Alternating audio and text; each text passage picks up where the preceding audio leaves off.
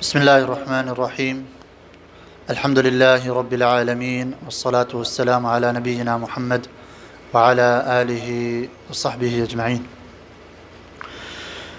تمام قسم کی تعریفیں رب ذوالجلال کے لیے ہیں جو اس کائنات کا پیدا کرنے والا ہے۔ درود و سلام محمد مصطفیٰ صلی اللہ علیہ وسلم پہ، جنہیں اللہ تبارک و تعالی نے رحمت للعالمین بنا کے بھیجا ہے۔ محترم دوستو اور بھائیو، پچھلے دروس میں اصول ثلاثہ میں جن پوائنٹ پہ بات ہو چکی ہے وہ مسائل جن میں العلم اور العمل بھی شامل ہیں۔ اس کے بعد جو تیسرا مسئلہ ہے الدعوت الیہ، انسان علم سیکھ کر اس پہ عمل کرے، علم سیکھے اور اس پہ عمل کرے، کیونکہ اللہ تبارک و تعالیٰ کا فرمان ہے فَاعْلَمْ أَنَّهُ لَا إِلَهَ إِلَّا اللَّهُ وَاسْتَغْفِرْ لِذَنبِكَ، پہلے تم جان لو کہ اللہ تبارک و تعالیٰ کے سوا کوئی معبود سچا نہیں، وَاسْتَغْفِرْ لِذَنبِكَ، پھر تم اپنے گناہوں کی مغفرت طلب کرو۔ تو پہلے انسان کو علم سیکھنا چاہیے، اس کے بعد اس علم پہ حسب استطاعت اس پہ عمل کرنا چاہیے اور اس علم کی طرف اسے دعوت بھی دینی چاہیے۔ یہ جو تیسرا مسئلہ ہے آج کے درس میں انشاءاللہ تبارک و تعالی علم کی طرف دعوت دینے کے بارے میں بیان ہوگا۔ تو عزیز دوستو اور بھائیو، اللہ تبارک و تعالیٰ کے دین کی طرف دعوت دینا اور وہ علم جو دین اسلام کا علم ہے اس کی طرف دعوت دینا اللہ تبارک و تعالیٰ کے نزدیک بہت ہی اہم اعمال میں سے اور اللہ تبارک و تعالیٰ کے نزدیک بہت ہی محبوب اور پسندیدہ عمل میں سے ہے، محبوب اور پسندیدہ عمل میں سے ہے۔ اللہ تعالیٰ کا فرمان ہے وَمَنْ أَحْسَنُ قَوْلًا مِمَّنْ دَعَا إِلَى اللَّهِ وَعَمِلَ صَالِحًا وَقَالَ إِنَّنِي مِنَ الْمُسْلِمِينَ، اس سے بہتر اور کس کا قول ہو سکتا ہے، اس سے بہتر اور کس کی بات ہو سکتی ہے جو اللہ تبارک و تعالیٰ کی طرف دعوت دے، جو اللہ تبارک و تعالیٰ کی طرف دعوت دے۔ وَمَنْ أَحْسَنُ قَوْلًا مِمَّنْ دَعَا إِلَى اللَّهِ وَعَمِلَ صَالِحًا، اور ساتھ میں نیک عمل بھی کرے، وَقَالَ إِنَّنِي مِنَ الْمُسْلِمِينَ، اور وہ یہ کہے کہ میں مسلمانوں میں سے ہوں۔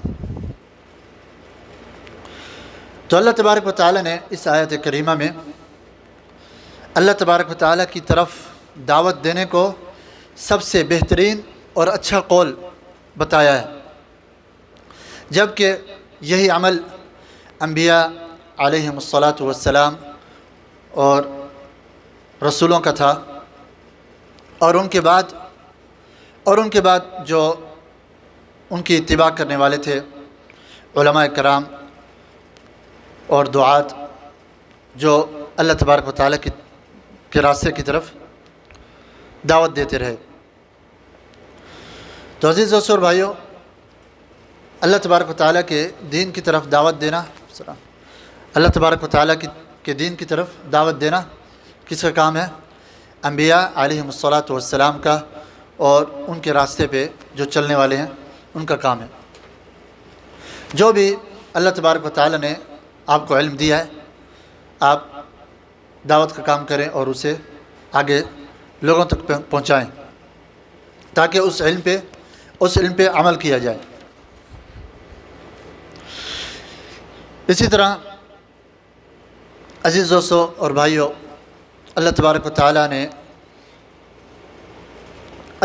تعالیٰ بھی اسلام کی طرف دعوت دیتے ہیں جو سلامتی والا دین ہے۔ اللہ تعالیٰ کا فرمان ہے واللہ یدعو الی دار السلام واللہ یدعو الی دار السلام ویہدی من یشاء الی صراط مستقیم۔ اللہ تبارک و تعالیٰ بھی دعوت دیتے ہیں دار السلام کی طرف جو کہ دین اسلام ہے، ویہدی من یشاء الی صراط مستقیم، اور جسے چاہتے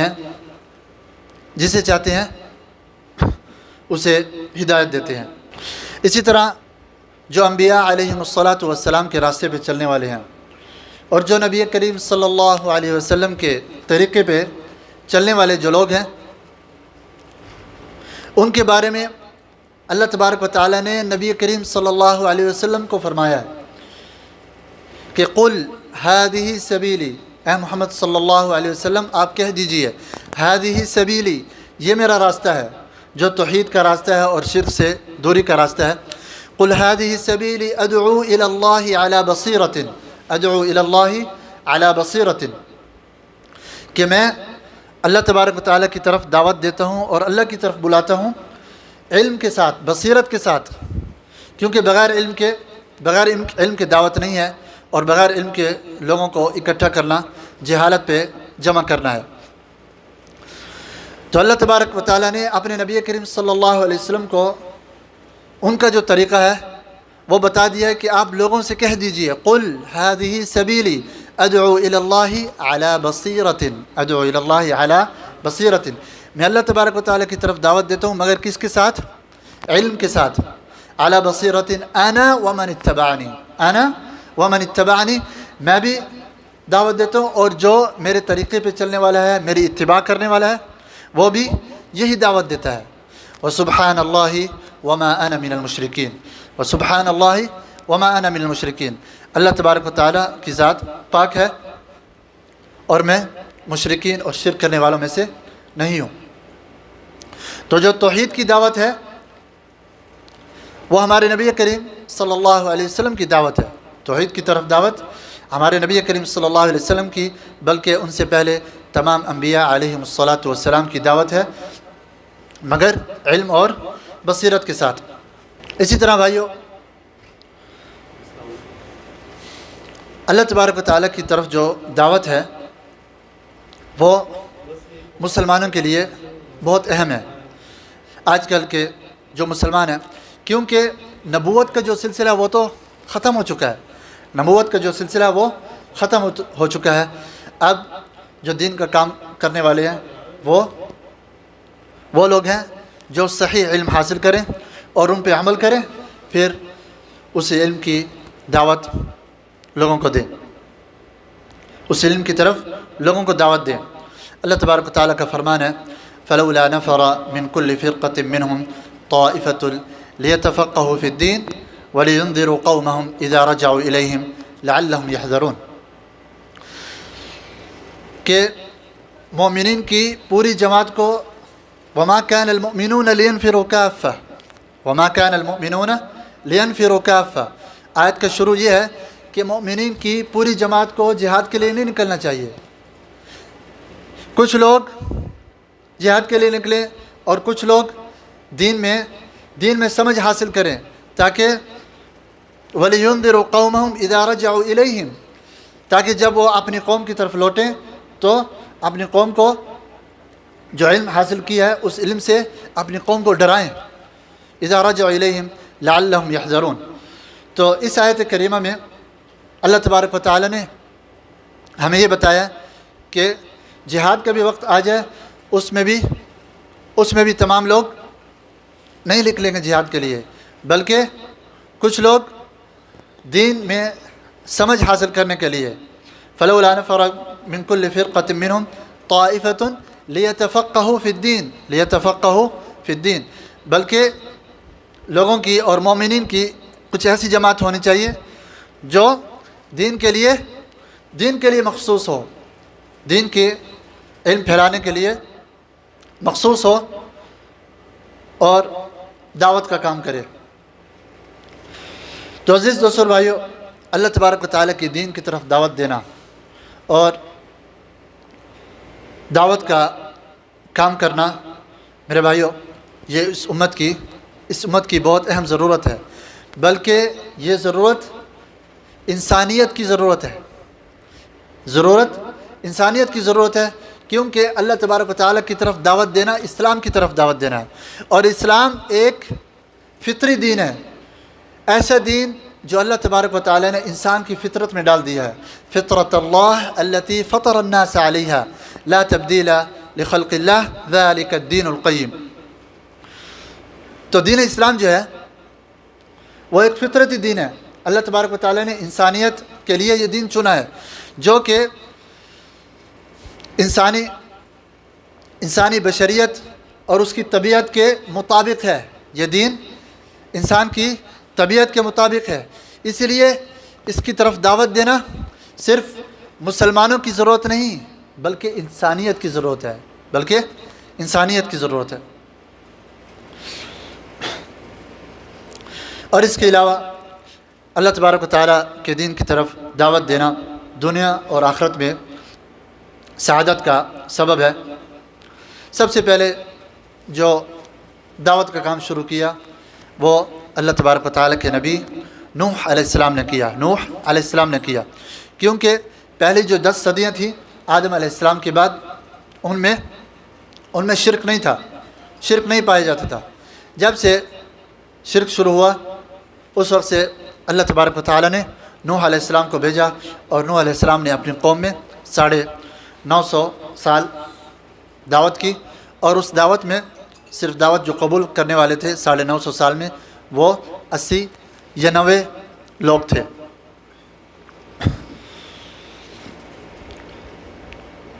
تو نوح علیہ السلام نے اپنی دعوت کو بیان کرتے ہوئے رب ذوالجلال سے فرمایا، قال ربی انی دعوت قومی لیلا ونہارا، اے میرے پروردگار، اے میرے رب، میں نے اپنی قوم کو دن اور رات دعوت دی ہے۔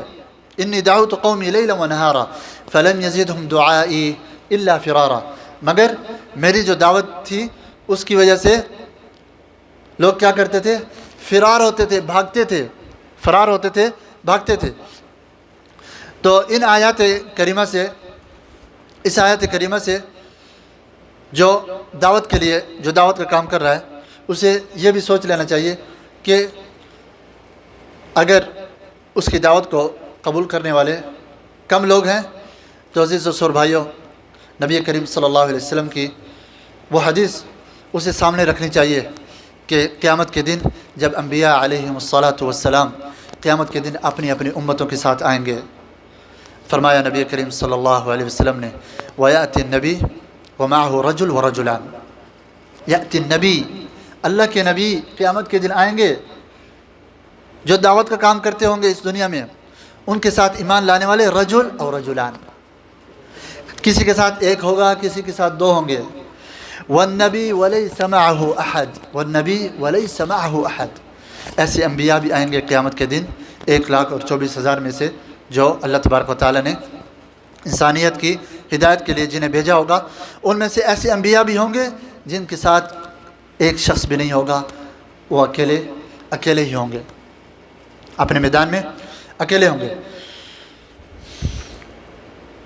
تو عزیز دوستو اور بھائیوں، جو دعوت کے کام کے لیے نکل رہا ہے اسے یہ حدیث اور اللہ تبارک و تعالیٰ کی یہ آیات، قال ربی انی دعوت قومی لیلا ونہارا فلم یزدہم دعائی الا فرارا، اگر کوئی اور شخص جو اٹھ کے بات کرنے والا ہوتا، جو یہ کہنے والا کہ فلاں شخص نے تو اتنی دعوت کی، کتنے آدمی مسلمان کیے، یا کتنے لوگوں کو ہدایت ملی، یا کتنے لوگوں کو فائدہ ہوا، تو ضرور جو لوگوں پہ باتیں کرنے والے ہیں، جو دوسروں پہ کیچڑ اچھالنے والے ہیں، وہ ضرور یہ کہتے کہ نوح علیہ السلام جنہوں نے 950 سال دعوت کی، 950 سال دعوت کی، اور ان کی دعوت سے صرف اور صرف جو کشتی میں سوار ہونے والے تھے وہ 90 سے زیادہ روایات میں نہیں بتائے گئے۔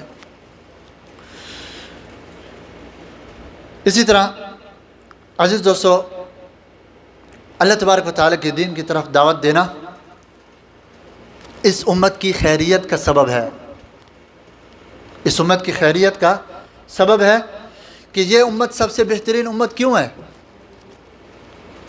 ہم یہود و نصارہ سے بہترین کیوں ہیں؟ یہود و نصارہ سے بہترین کیوں ہے یہ امت؟ اس کی وجہ کیا ہے؟ کیا سبب ہے؟ کون سا وہ کام ہے جس کی وجہ سے اس امت کو خیریت ملی ہے اور سب سے بہترین امت ہے؟ فرمایا، اللہ تبارک و تعالیٰ کا فرمان ہے، سن لیجئے، کنتم خیر امت اخرجت للناس، کنتم خیر امت اخرجت للناس تأمرون بالمعروف وتنہون عن المنکر وتؤمنون باللہ، وتؤمنون باللہ، تم لوگوں کے لیے نکالے گئے ہو، لوگوں کے لیے نکالے گئے ہو، نیکی کا حکم دیتے ہو اور برائی سے منع کرتے ہو، اور اللہ تبارک و تعالیٰ پہ ایمان لائے ہو، اللہ تبارک و تعالیٰ پہ ایمان لائے ہو۔ تو خیریت اور افضلیت اس امت کے لیے کس بات میں ہے؟ کس بات میں افضلیت ہے؟ جب یہ امت امر بالمعروف و نہی عن المنکر کا کام سر انجام دے گی۔ جب امر بالمعروف و نہی عن المنکر کو چھوڑ دے گی تو اس امت کے لیے بھی ویسے ہی عذاب آئیں گے جیسے پچھلی امتوں پہ آ چکے ہیں۔ تو عزیز دوستو اور بھائیو، جس طرح پچھلے درس میں جب عمل کی باری تھی، علم پہ عمل کرنے کی باری تھی، اس میں بھی اس امت کی خیریت سب سے زیادہ تھی کہ یہودی کہتے تھے کہ ہم نے کام کیا فجر سے لے کے ظہر تک، اور ہمارے لیے کتنا ہے؟ ایک قرات ہے۔ نصارہ نے کہا ہم نے کام کیا ظہر سے عصر تک، ہمارے لیے بھی ایک قرات ہے۔ اس امت کے لیے، امت محمد صلی اللہ علیہ وسلم کے لیے عصر سے لے کے مغرب تک کا کام ہے، اور اس کے بدلے میں دو قرات۔ آخر میں حدیث قدسی ہے، اللہ تبارک و تعالیٰ فرماتے ہیں ذالک فضلی اوتی من اشاء، ذالک فضلی اوتی من اشاء، یہ میرا فضل ہے، میرا کرم ہے، میں جسے چاہوں دوں۔ مگر کس سے ہے فضل و کرم؟ اللہ تبارک و تعالیٰ کس سے ہے یہ فضل و کرم؟ کیا سبب کیا ہے؟ آخر عمل، کیونکہ عمل کی حدیث ہے۔ یہاں اس آیت کریمہ میں خیریت اور فضیلت اس امت کو کس وجہ سے ملی، کس سبب سے ملی؟ دین کی دعوت پہ، دین کی طرف، اللہ کے دین کی طرف دعوت دینے پہ، اور نیکی کا حکم کرنے پہ، اور برائی سے روکنے پہ۔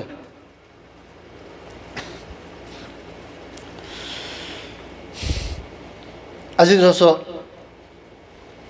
اور بھائیو، اللہ تبارک و تعالیٰ کے دین کی طرف دعوت دینے کی بہت زیادہ اہمیت ہے، بہت زیادہ اہمیت ہے۔ اس اہمیت کا اندازہ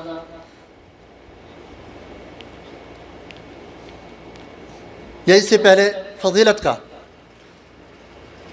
کا اندازہ ہم اس بات سے لگا سکتے ہیں کہ اللہ تبارک و تعالیٰ بھی اس دین کی طرف دعوت دینے والے ہیں، جیسا کہ اللہ تعالیٰ کا فرمان ہے واللہ یدعو الی دار السلام۔ اس کے علاوہ اللہ تبارک و تعالیٰ کی طرف دعوت دینا فرشتوں کے اعمال میں سے بھی ہے، فرشتوں کے اعمال میں سے بھی، فرشتوں کے اعمال میں بھی اللہ تبارک و تعالیٰ کی طرف دعوت دینا شامل ہے۔ جیسا کہ ایک حدیث کا مفہوم یہ ہے کہ ہر صبح جب سورج طلوع ہوتا ہے، ہر صبح جب سورج طلوع ہوتا ہے تو اللہ تبارک و تعالیٰ کے حکم سے دو فرشتے آتے ہیں اور یہ پکارتے ہیں اہل زمین کے لیے کہ اللہم اعط منفقا خلفا واعط ممسکا تلفا۔ یہ دعوت دیتے ہیں، یہ پکار اٹھاتے ہیں، جنہیں ثقلین کے علاوہ تمام مخلوقات سنتی ہے، جن اور انس کے علاوہ تمام مخلوقات ان فرشتوں کی پکار سنتی ہے۔ وہ کیا کہتے ہیں؟ اللہم اعط منفقا خلفا، اے اللہ جو خرچ کرنے والے ہیں انہیں اور بھی دے، اللہم اعط ممسکا تلفا، اللہم اعط ممسکا تلفا، اور جو تیرا رزق پکڑنے والے ہیں اور بخیلی اور کنجوسی کرنے والے ہیں ان کا مال ختم کر دے، انہیں تلف کر دے۔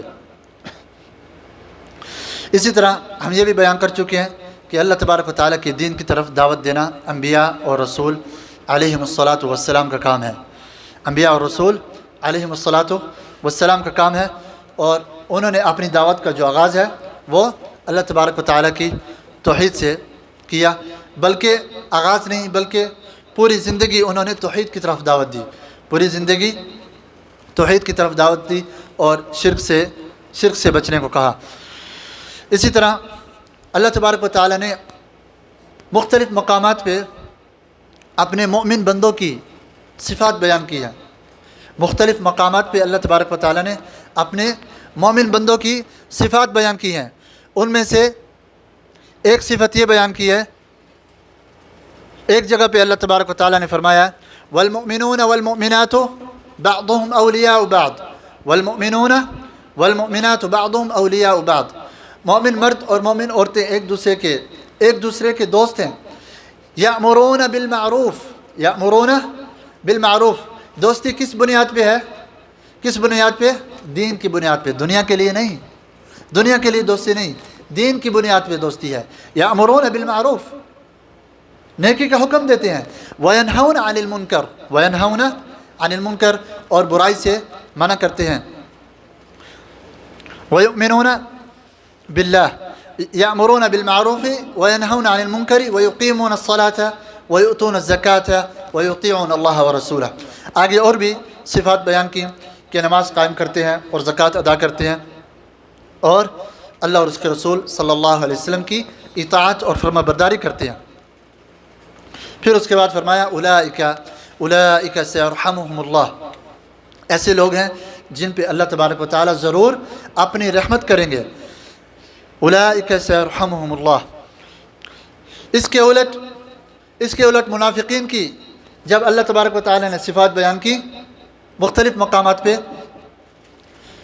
تو منافقین کی صفات میں سے اللہ تبارک و تعالیٰ نے ہمیں بتایا کہ المنافقون والمنافقات بعضهم من بعض یأمرون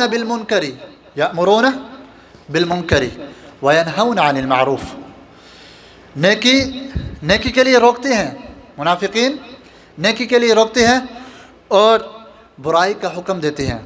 یأمرون بالمنکر وینہون عن المعروف، برائی کا حکم دیتے ہیں اور نیکی سے روکتے ہیں۔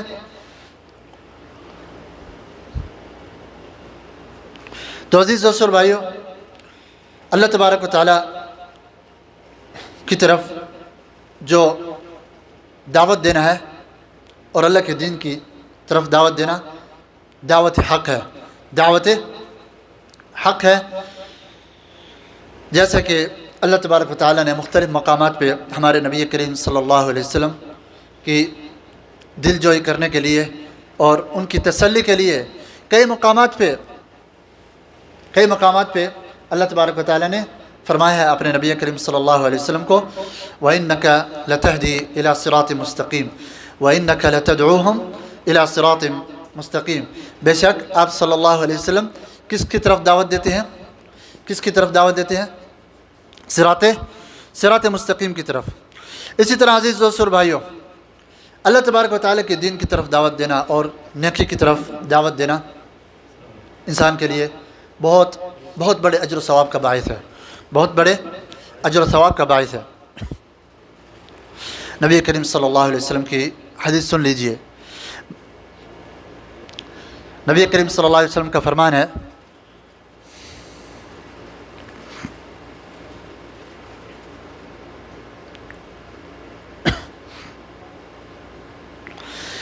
من دعا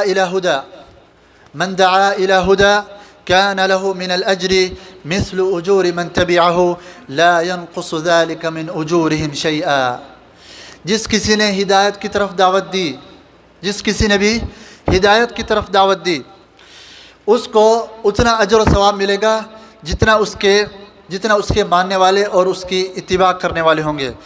لا ينقص ذلك من اجورهم شيئا، جو اس کی اتباع اور اس کی بات سن کے عمل کرنے والے ہوں گے، اس کی بات سن کے عمل کرنے والے ہوں گے، ان کے اجر و ثواب سے کمی نہیں کی جائے گی، ان کے اجر و ثواب سے کمی نہیں کی جائے گی۔ اس کے باوجود جو دعوت دینے والا ہوگا اسے تمام ان لوگوں کا اجر و ثواب ملے گا جو اس کی بات سن کے اس پہ عمل کرنے والے ہوں گے، چاہے وہ نبی کریم صلی اللہ علیہ وسلم کی کوئی سنت ہو، چاہے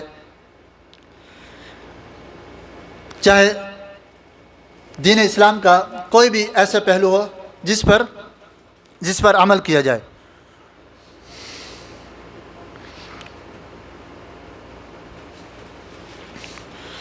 اسی طرح اس کے الٹ جو لوگ گمراہی کی طرف دعوت دیتے ہیں اور گمراہی پھیلاتے ہیں، ان کے بارے میں نبی کریم صلی اللہ علیہ وسلم نے فرمایا من دعا الى ضلالہ كان عليه من الإثم مثل آثام من تبعه لا ينقص ذلك من آثامهم شيئا۔ جو کوئی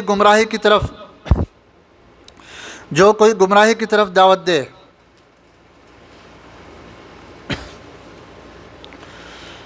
اس کے اوپر اتنا گناہ ہوگا جتنا اس کی گمراہی کی دعوت سے جتنا لوگوں نے اس پہ عمل کیا ہوگا، جتنا لوگوں نے اس کی گمراہی پہ اس کی بات سن کے یا دیکھ کے اس پہ عمل کیا ہوگا، اتنا اس پہ گناہ ہوگا۔ لا ينقص ذلك من آثامهم شيئا، جو حقیقت میں جو گناہ کرنے والے ہوں گے ان کے گناہوں سے نہیں لیا جائے گا، ان کا گناہ ان کے ساتھ ہی ہوگا، مگر جو گناہ اور گمراہی کی طرف دعوت دینے والا ہوگا اسے تمام اس کی اتباع کرنے والے اور اس کے عمل پہ چلنے والوں کا تمام گناہ اس ایک کے سر پہ ہوگا، کیونکہ اس نے گمراہی اور شر کی طرف دعوت دی ہے۔ اسی طرح نبی کریم صلی اللہ علیہ وسلم کی ایک اور حدیث ہے جس میں نبی کریم صلی اللہ علیہ وسلم نے فرمایا ان من الناس مفاتیح للخیر مغاليق للشر۔ لوگوں میں سے کچھ لوگ ایسے ہیں جو خیر کی چابی ہیں، مغاليق للشر، شر کے تالے ہیں، شر کو بند کرنے والے ہیں، خیر کو کھولنے والے ہیں اور شر کو بند کرنے والے ہیں۔ وَإِنَّ مِنَ النَّاسِ مَفَاتِيحٌ لِلشَّرِّ مَغَالِيقٌ لِلْخَيْرِ، اور لوگوں میں سے کچھ لوگ ایسے ہیں جو شر کے کام کے لیے چابی ہیں، شر کے کام کی چابی ہیں، اور خیر کے کام کے لیے کیا ہیں؟ تالے ہیں، خیر کے کام کے لیے تالے ہیں۔ اس کے بعد نبی کریم صلی اللہ علیہ وسلم نے فرمایا طوبى، کتنا خوش نصیب ہے وہ، لمن جعل اللہ مفاتیح الخیر علی یدیہ، طوبى اس کے لیے خوش نصیبی ہے جس کے ہاتھ پہ اللہ تبارک و تعالی نے خیر کی چابیاں رکھ دیں۔ وویل لمن جعل اللہ مفاتیح الشر علی یدیہ، اور اس کے لیے ویل اور بربادی ہے جس کے ہاتھ میں اللہ تبارک و تعالی نے شر کی چابیاں اس کے ہاتھ میں رکھ دیں۔ تو عزیز دوستو اور بھائیو، یہ کچھ فضیلت تھی اللہ تبارک و تعالیٰ کے دین کی طرف دعوت دینے کی۔ اللہ تبارک و تعالیٰ کے دین کی طرف دعوت دینے کی جو اہمیت ہے وہ ہمیں اس طرح معلوم ہوگی کہ اگر یہ امت اسلامیہ، یہ امت دعوت کا کام ترک کر دے، دعوت کا کام چھوڑ دے، تو اس کے ساتھ کیا ہوگا؟ عزیز دوست اور بھائیوں، اللہ تبارک و تعالیٰ کا فرمان سن لیجئے جو یہود و نصارہ کے ساتھ ہوا۔ فرمایا لعن الذین کفروا من بنی اسرائیل علی لسان داود وعیسی بن مریم ذلك بما عصوا وكانوا يعتدون كانوا لا يتناهون عن منكر فعلوه لبئس ما كانوا يفعلون۔ وہ لوگ جنہوں نے کفر کیا ان پہ لعنت ہوئی، لعنت کی گئی۔ کس سے لعنت کی گئی؟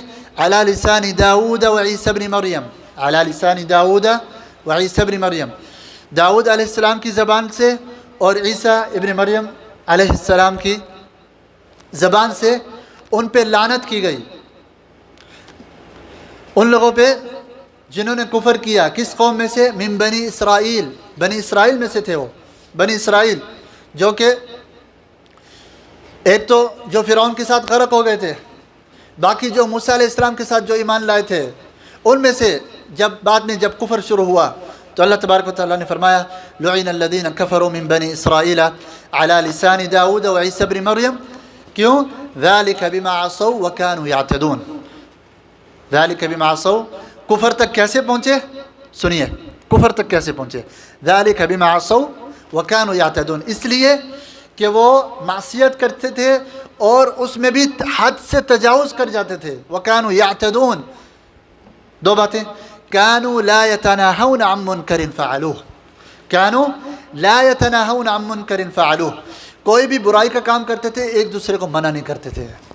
کوئی بھی برائی کا کام کرتے تو ایک دوسرے کو منع نہیں کرتے تھے. تو اس کی وجہ سے ان پہ لعنت ہوئی. اسی طرح عزیز دوستو اور بھائیو، اگر یہ امت بھی دعوت کا کام چھوڑ دے، اگر یہ امت بھی دعوت کا کام چھوڑ دے تو اس امت پہ بھی اس طرح عذاب آ سکتا ہے جس طرح پچھلی امتوں پہ آ چکا ہے، جس طرح پچھلی امتوں پہ آ چکا ہے. نبی کریم صلی اللہ علیہ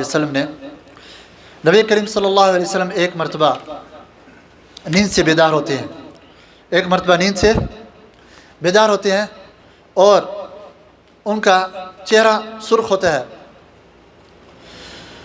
اس وقت نبی کریم صلی اللہ علیہ وسلم ام المومنین زینب بنت جحش رضی اللہ تعالی عنہا کے پاس ہوتے ہیں. تو زینب بنت جحش رضی اللہ تعالی عنہا فرماتی ہیں، ان کا چہرہ دیکھ کے، نبی کریم صلی اللہ علیہ وسلم کا سرخ چہرہ دیکھ کے ان سے پوچھتی ہیں کہ کیا ہوا؟ تو نبی کریم صلی اللہ علیہ وسلم نے فرماتے ہیں ویل للعرب من شر قد اقترب، من شر قد اقترب، عرب کے لیے بربادی ہے جو اس شر کی جو بہت قریب آ چکا ہے، جو بہت قریب آ چکا ہے. پھر اس کے بعد فرمایا کہ جو یاجوج اور ماجوج کی دیوار ہے، فتح من ردم یاجوج و ماجوج ہاکذا، اس طرح اشارہ کر کے نبی کریم صلی اللہ علیہ وسلم فرماتے ہیں کہ یاجوج اور ماجوج کی اتنی دیوار کھل چکی ہے.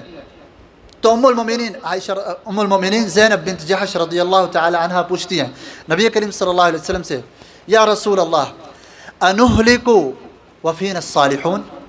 غور کیجئے ذرا الفاظ پہ، انہلک وفینا الصالحون، کیا ہم ہلاک ہو جائیں گے؟ کیا ہمیں ہلاک کر دیا جائے گا اور ہم میں سے نیک لوگ بھی ہوں گے؟ کیا ہم ہلاک کر دیے جائیں گے اور ہم میں سے نیک لوگ بھی ہوں گے پھر بھی ہم ہلاک کر دیے جائیں گے؟ انہلک وفینا الصالحون. قال علیہ الصلاۃ والسلام، اس کے جواب میں نبی کریم صلی اللہ علیہ وسلم نے فرمایا نعم اذا کثر الخبث، نعم اذا کثر الخبث، جی ہاں ضرور اگر خباثت زیادہ ہو گئی، اگر خباثت برائیاں زیادہ ہو گئیں، جب برائیاں زیادہ ہو جائیں گی تو یہ امت بھی برباد ہو سکتی ہے، یہ امت بھی ہلاک ہو سکتی ہے.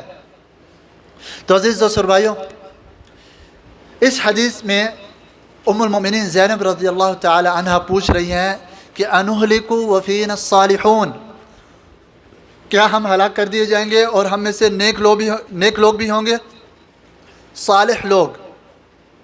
جبکہ ایک جگہ اللہ تبارک و تعالیٰ نے فرمایا ہے وَمَا كَانَ رَبُّكَ لِيُهْلِكَ الْقُرَى بِظُلْمٍ وَأَهْلُهَا مُصْلِحُونَ.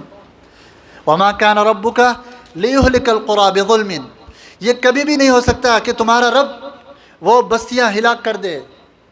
لِيُهْلِكَ الْقُرَى بِظُلْمٍ، ان کے ظلم سے، وَأَهْلُهَا مُصْلِحُونَ، اور اس بستی والے مصلحون ہوں، اس بستی والے مصلحون ہوں، یعنی اصلاح کرنے والے ہوں، یعنی اصلاح کرنے والے ہوں. تو عزیز دوستو اور بھائیو، یہ بہت اہم مسئلہ ہے، اس مسئلے کو سمجھیے. صالح اور مصلح میں فرق ہے، صالح اور مصلح میں فرق ہے. صالح وہ ہوتا ہے جو خود نیک ہو، صالح وہ شخص ہے جو خود سے نیک آدمی ہو اور برائی کی طرف نہ جاتا ہو، جس کے بارے میں ام المومنین زینب رضی اللہ عنہا نے پوچھا کہ انہلک وفینا الصالحون، قال نعم، قال نعم، کہ اگر صالح اور نیک لوگ ہوں گے پھر بھی ہلاک کر دیے جائیں گے؟ نبی کریم صلی اللہ علیہ وسلم نے فرمایا ضرور، کیوں نہیں. اذا کثر الخبث، جب خباثت اور برائی زیادہ ہو جائے گی، جب برائی زیادہ ہو جائے گی تو ہلاکت اور عذاب آئیں گے اس امت پہ بھی. قال نعم اذا کثر الخبث، جبکہ قرآن پاک میں آیت کریمہ میں اللہ تبارک و تعالیٰ فرما رہے ہیں کہ ان قوموں کو اللہ تبارک و تعالیٰ ان کے ظلم سے ہلاک کبھی بھی نہیں کرتے جن میں مصلحون ہوں. مصلح وہ شخص ہے جو خود بھی صالح ہو اور دوسروں کی اصلاح چاہتا ہو، دوسروں کی اصلاح کی کوشش کرتا ہو، دوسروں کو بھی صالح بنانا چاہتا ہو، اسے کہتے ہیں مصلح. تو عزیز دوستو بھائیو، صالح اور مصلح میں فرق ہے. صالح وہ شخص جو خود سے نیک ہو، اس کی نیکی اس کی اپنی طرف، اپنی ذات تک اور اپنے نفس تک محدود ہو. مگر مصلح وہ شخص ہوتا ہے جو خود کی بھی اصلاح کرتا ہو اور دوسروں کی بھی اصلاح کرنے کی کوشش کرتا ہو.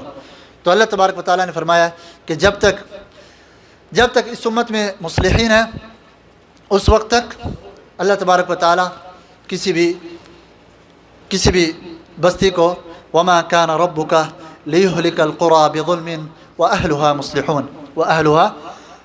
مصلحون. اسی طرح دیکھنے میں آتا ہے ہمارے نبی کریم صلی اللہ علیہ وسلم کی جو سیرت ہے. نبی کریم صلی اللہ علیہ وسلم اپنی قوم میں کتنے سال اپنی قوم میں رہے اور دعوت کا کام نہیں کیا. کتنے سال؟ 40 سال اپنی قوم میں رہے، دعوت کا کام نہیں کیا. جب دعوت کا کام نہیں کیا، اللہ تبارک و تعالیٰ کی طرف دعوت نہیں دی، تو اس وقت صادق اور امین تھے. کیا تھے؟ صادق اور امین. مگر اللہ تبارک و تعالیٰ نے انہیں بتوں سے اور بتوں کی عبادت سے اور بلکہ ہر برائی سے اللہ تبارک و تعالیٰ نے انہیں بچائے رکھا. ہر برائی سے اللہ تبارک و تعالیٰ نے انہیں بچائے رکھا، یہاں تک کہ ہمارے نبی کریم صلی اللہ علیہ وسلم وحی نازل ہونے سے پہلے کدھر جاتے تھے؟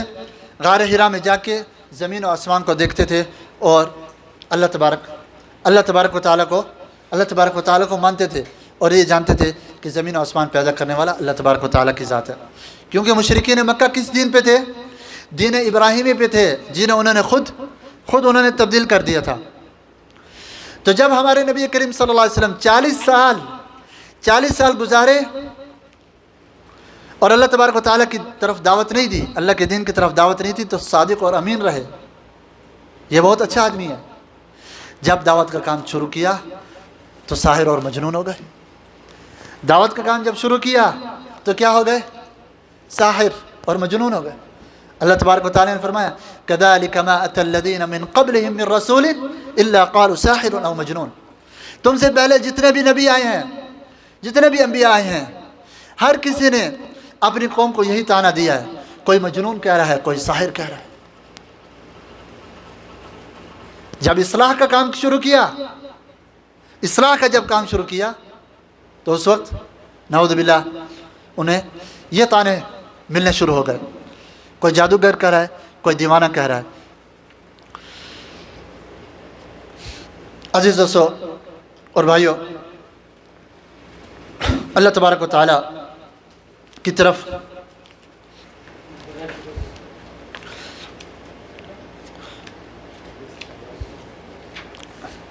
جو اللہ تبارک و تعالیٰ کی طرف دعوت چھوڑ دیں، یہ امت اگر اللہ تبارک و تعالیٰ کی طرف دعوت دینا چھوڑ دے تو ایک حدیث میں نبی کریم صلی اللہ علیہ وسلم نے ہمیں بتایا کہ اگر تم اللہ تبارک و تعالیٰ کی طرف دعوت کا کام چھوڑ دو گے اور نیکی کا حکم دینا چھوڑ دو گے اور برائی سے منع نہیں کرو گے تو اللہ تبارک و تعالیٰ سے آپ دعائیں کرتے رہو گے مگر آپ کی دعائیں قبول نہیں ہوں گی. ایک اور حدیث میں نبی کریم صلی اللہ علیہ وسلم نے ہمیں بتایا کہ اگر آپ دعوت کا کام چھوڑ دو گے، اگر یہ امت دعوت کا کام چھوڑ دو گی اور نیکی کا حکم نہیں دے گی اور برائی سے منع نہیں کرے گی تو اللہ تبارک و تعالیٰ ان کے دل ایک دوسرے سے ٹکرا دے گا، ان کے دل ایک دوسرے سے ٹکرا دے گا۔ فرمایا لَيَضْرِبَنَّ اللَّهُ بِقُلُوبِ بَعْضِكُمْ عَلَى بَعْضٍ ثُمَّ لَيَلْعَنُكُمْ كَمَا لَعَنَهُمْ، ان پر بھی ایسے ہی لعنت کی جائے گی جیسے پچھلی امتوں پہ لعنت ہو چکی ہے، جیسے پچھلی امتوں پہ لعنت ہو چکی ہے۔ تو عزیز دوستو اور بھائیو، اللہ تبارک و تعالیٰ کے دین کی طرف دعوت دینا، اللہ تبارک و تعالیٰ کے دین کی طرف دعوت دینا ایمان کی بھی ایک نشانی ہے، کیونکہ نبی کریم صلی اللہ علیہ وسلم نے فرمایا من رأى منکم منکرا فلیغیرہ بیدہ، من رأى منکم منکرا فلیغیرہ بیدہ، جو کوئی تم میں سے کوئی بھی برائی دیکھے وہ اسے اپنے ہاتھ سے روکے، فإن لم يستطع فبلسانہ، اور اگر اپنے ہاتھ سے روکنے کی طاقت نہیں رکھتا تو زبان سے اسے روکے، زبان سے اسے روکے، فإن لم يستطع فبقلبہ وذلک اضعف الایمان، وذلک اضعف الایمان، اور اگر زبان سے روکنے کی بھی طاقت نہیں رکھتا، اگر زبان سے روکنے کی بھی طاقت نہیں رکھتا تو اسے چاہیے کہ وہ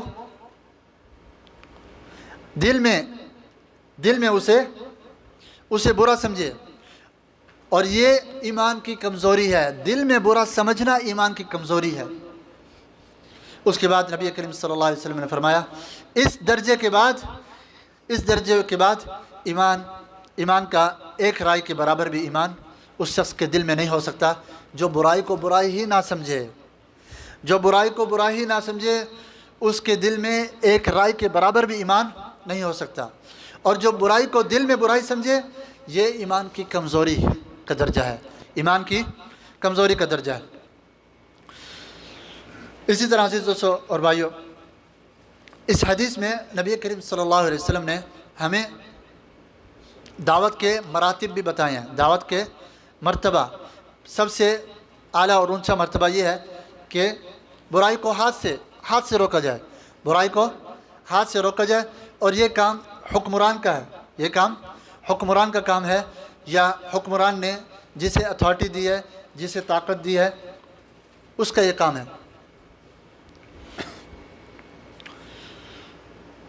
اور اس کے بعد جو دوسرا مرتبہ ہے زبان سے روکنے کا، یہ اللہ تبارک و تعالیٰ نے ہر انسان کو دیا ہے، ہر انسان دوسرے شخص کو زبان سے روک سکتا ہے اگر اس میں کوئی برائی دیکھے، مگر حکمت کے ساتھ اور اچھے اخلاق کے ساتھ، جیسے کہ اللہ تبارک و تعالیٰ نے دعوت کے آداب بتاتے ہوئے ہمیں بتایا ہے۔ قرآن پاک میں فرمایا ادعو الی سبیل ربک، فرمایا ادعو الی سبیل ربک بالحکمت والموعظۃ الحسنۃ وجادلہم باللتی ہی احسن، وجادلہم باللتی ہی احسن، اپنے رب کے راستے کی طرف دعوت دو۔ کس کی طرف دعوت دو؟ الی سبیل ربک، اپنے رب کے راستے کی طرف دعوت دو۔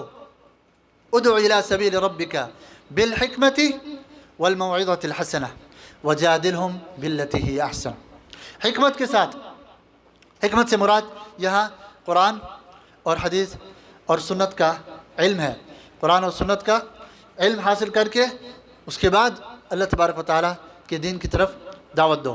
ادعو الی سبیل ربک بالحکمت والموعظۃ الحسنۃ، والموعظۃ الحسنۃ، اچھے طریقے کے ساتھ اور اچھے اسلوب کے ساتھ اور پیار اور محبت کے ساتھ اللہ تبارک و تعالیٰ کے دین کی طرف دعوت دو۔ جیسے کہ ایک اور مقام پہ اللہ تبارک و تعالیٰ نے موسیٰ علیہ السلام اور ہارون علیہ السلام کو کہا تھا کہ فرعون کے پاس جب جانا تو نرمی سے بات کرنا۔ کس کے پاس؟ فرعون کے پاس جب جانا تو نرمی سے بات کرنا۔ حالانکہ اللہ تبارک و تعالیٰ کو ازل سے علم تھا کہ فرعون کبھی بھی ایمان نہیں لانے والا، مگر کیونکہ یہ انبیاء علیہم الصلاۃ کے لیے تربیت تھی اور اللہ تبارک و تعالیٰ کی طرف سے یہ دعوت کا طریقہ تھا، اس لیے اللہ تبارک و تعالیٰ نے اپنے انبیاء علیہم الصلاۃ کو موسیٰ علیہ السلام اور ہارون علیہ السلام کو کہا کہ فَقُولَا لَهُ قَوْلًا لَيِّنًا لَعَلَّهُ يَتَذَكَّرُ أَوْ يَخْشَىٰ فَقُولَا لَهُ قَوْلًا لَيِّنًا لَعَلَّهُ يَتَذَكَّرُ أَوْ يَخْشَىٰ تم دونوں جب اس کے پاس جانا تو اسے نرمی سے اس کے ساتھ بات کرنا، ہو سکتا ہے وہ نصیحت پکڑ لے، لعلہ یتذکر او یخشی، یا اللہ کے عذاب سے ڈر جائے۔ ادع الی سبیل ربک بالحکمت والموعظۃ الحسنۃ، تیسرا جو ادب بیان کیا ہے اللہ تبارک و تعالی نے، وجادلہم باللتی ہی احسن، وجادلہم باللتی ہی احسن، جدال کرنا، جدال کا مطلب یہ ہے کہ مناظرہ کرنا۔